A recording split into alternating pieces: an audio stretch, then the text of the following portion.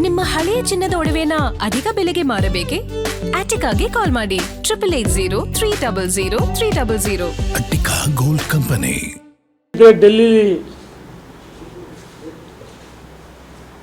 Jeeni cockroach party ಅಂತೇಳಿ ಇದಕ್ಕೆ ಜಿಲ್ಲೆ ಪಾರ್ಟಿ ಅಂತೆ. ಆ ಹೋರಾಟ ಸಂಪೂರ್ಣವಾಗಿ ನಕಲಿ ಹೋರಾಟ ಅಂತ ಹೇಳಿ ಇಚ್ಛೆ ಪಡ್ತೀನಿ. ತೀವ್ರವಾಗಿ ಖಂಡಿಸಬೇಕಾಗತ್ತೆ.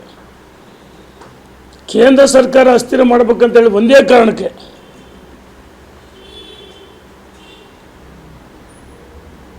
ಹಿಂಸಾಚಾರ, ನೀಟ್ ಪರೀಕ್ಷೆಯಲ್ಲಿ ಪತ್ರಿಕೆ ಸೋರಿಕೆಯಾಗಿದ್ದು ಈಗಾಗಲೇ ಕೇಂದ್ರ ಸರ್ಕಾರ ನರೇಂದ್ರ ಮೋದಿಜಿಯವರು CBIಗೆ ವಹಿಸಿದ್ದಾರೆ. ಈ ಏಜೆನ್ಸಿ ಯಾರು ಏನು ಅಂತಂದು ಈಗಾಗಲೇ ವಹಿಸಿದ ಮೇಲೆ ಬಂಧನ ಆಗಿದೆ. ಧರ್ಮೇಂದ್ರ ಪ್ರಧಾನ್ ರಾಜೀನಾಮೆ ಕೊಡಬೇಕಂತ ಒತ್ತಾಯ ಮಾಡ್ತಾರೆ. ಧರ್ಮೇಂದ್ರ ಪ್ರಧಾನ್ ಇದರಲ್ಲಿ ಯಾವುದೇ ಪಾತ್ರ ಇಲ್ಲ.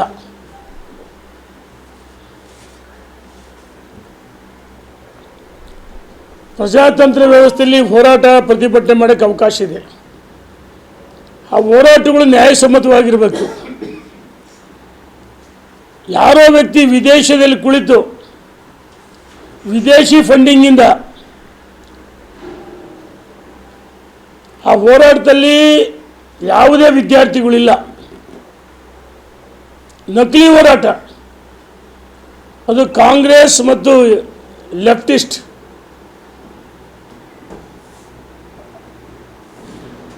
ಆ ಹೋರಾಟ ಕಾಂಗ್ರೆಸ್ ಮತ್ತು ಇದರ ಕೃಪಾಪೋಷಿತ ಮಂಡಳಿ ತಪ್ಪಾಗಲಾರದು. ಹಿಂಸಾಚಾರಕ್ಕೆ ಪ್ರಚೋದನೆ ಮಾಡಿದ್ದು ಇದೇ ಕಾಂಗ್ರೆಸ್ಸು ಮತ್ತು ಬೇರೆ ಬೇರೆ ಪಕ್ಷಗಳು. ಈ ಹಿಂದೆ UPA ಸರ್ಕಾರ ಇದ್ದಾಗ ಅಥವಾ ರಾಜ್ಯದಲ್ಲಿ ಕಾಂಗ್ರೆಸ್ ಸರ್ಕಾರ ಇದ್ದಾಗ ಪತ್ರಿಕೆಗಳು ಸೋರಿಕೆಯಾಗಿವೆ. ಅವ ನೀವು ರಾಜೀನಾಮೆ ಕೊಟ್ಟಿದ್ದೀರಾ? ಒಂದು ದಿವಸ ಅವರು ಮಾಡ್ತಾರೆ ಕಾಕ್ರೋಚ್ ಪಾರ್ಟಿ, ಎರಡನೇ ದಿವಸ ರಾಹುಲ್ ಗಾಂಧಿ,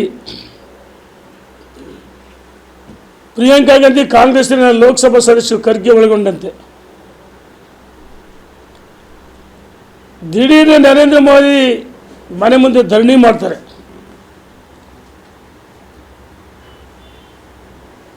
ಹೋರಾಟಗಳು ಮಾಡೋದಕ್ಕೆ ಅವಕಾಶ ಇದೆ. ಆದರೆ ಯಾವ ಯುವಕರನ್ನ ಸರಿದಾರಿ ತರಬೇಕು, ಅದು ಜವಾಬ್ದಾರಿ ಕೇವಲ ಆಡಳಿತ ಪಕ್ಷಕ್ಕೆ ಅಷ್ಟೇ ಅಲ್ಲ, ಪ್ರತಿಪಕ್ಷಕ್ಕೂ ಇದೆ. ಒಬ್ಬ ಪ್ರತಿಪಕ್ಷದ ನಾಯಕನಾಗಿ ರಾಹುಲ್ ಗಾಂಧಿ ಜೀವನದಲ್ಲೂ ಪ್ರಬುದ್ಧ ರಾಜಕಾರಣಿ ಆಗಲ್ಲ, ಅಪ್ರಬುದ್ಧ ರಾಜಕಾರಣಿ. ರಾಜಕೀಯದಲ್ಲಿ ಇನ್ನೂ ಬಚ್ಚ. ಪ್ರಚೋದನೆ ಕುಮ್ಮು ಕೊಟ್ಟು ಸುಮಾರು 150ಕ್ಕೂ ಹೆಚ್ಚು ಪೊಲೀಸರ ಮೇಲೆ ಹಲ್ಲೆ ಆಗಿದೆ. ಪೊಲೀಸ್ ಅಧಿಕಾರಿಗಳ ಮೇಲೆ ಭಾಳಷ್ಟು ಅನಾಹುತ ಆಗಿದೆ. ಇದರಿಂದ ಕಾಂಗ್ರೆಸ್ಸಿನ ಕೈವಾಡ ಇದೆ, ವಿದೇಶಿ ಕೈವಾಡ ಇದೆ. ಇವ್ರಿಗೆ ಹಣ ಎಲ್ಲಿಂದ ಬರುತ್ತೆ? ಆ ಪ್ರಚೋದನೆಗೆ, ಸಂಘಟನೆಗೆ ವಿದೇಶಿ ಫಂಡಿಂಗ್ ಅಂತ ನೇರ ಹೇಳ್ತೀನಿ. ಮತ್ತು ರಾಷ್ಟ್ರ ವಿರೋಧಿಗಳು ಈ ಹೋರಾಟವನ್ನು ಮಾಡ್ತಾ ಇದ್ದಾರೆ.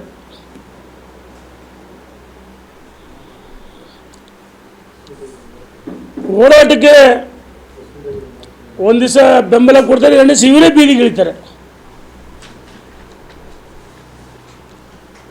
ಅಲ್ಲಿ ಇಂಟರ್ನೆಟ್ ವ್ಯವಸ್ಥೆ ಇಲ್ಲದ್ರೂ